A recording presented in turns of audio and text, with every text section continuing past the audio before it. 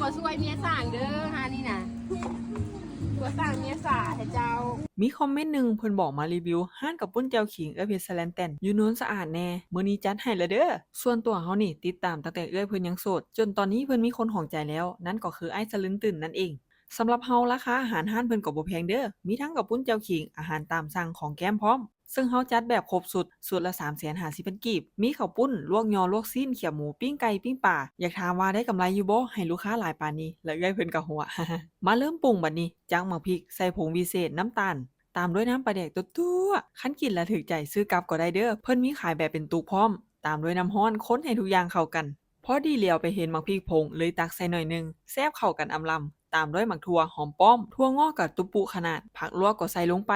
ขาดบ่ได้ละแม่นเส้นกับปุ้นหัวไก่โอบบีบไม้จานต่อจานเส้นตุ้ยๆซะละตามด้วยลวกซี่ลวกยอปิดท้ายด้วยเขียวหมูแล้วก็หมักพริกผงอีกบัดนึง กินไปจังหนึ่งก็ฟิลคือข้าวปุ้นฮ้อนอยู่เดะมันหอมๆมักพริกผงหั้นนะแต่โดยรวมคือเฮามักปลาแดกหอมนัวยังบ่หมดเด้อมาต่อที่ปิ้งไก่สูตรเฉพาะของทางร้านปิ้งปลาก็จัดมาโตกำลังพอดีเฮาก็สั่งพันปลามาอีกเครื่องเคียงก็ได้หลายคักสูตรละ150,000กีบเด้อห่อใส่กะหล่ำสลัดใส่เครื่องเคียงครบตามด้วยปลานิลราดด้วยน้ำแจ่วแซ่บๆปิดท้ายด้วยตำบักหุ่งอิ่มแท้อิ่มว่าแม่ค้าคือลมเก่งลมม่วนแฮง ทางมาก็บ่ยากเด้อถ้าเอามาแต่ทางดงมะขายมาพอไฟแดงแล้วให้เลี้ยวซ้ายเด้อไกลตลาดโน้นสะอาดมาขี่มาเรื่อยๆไกลโรงงานมาแล้วให้สังเกตเบื้องซ้ายมือจะเห็นป้ายห้านขี่มาเรื่อยๆไกลกะลารถมาขี่มาหน่อยนึงห้านเราจะมีป้ายฟู้ดแพนด้าอยู่ทางหน้าเลยขี่เข้ามาจอดด้านในก็ได้เด้อห้านวันเปิดทุกมื้อเปิดตั้งแต่10 โมงเป็นต้นไปเลย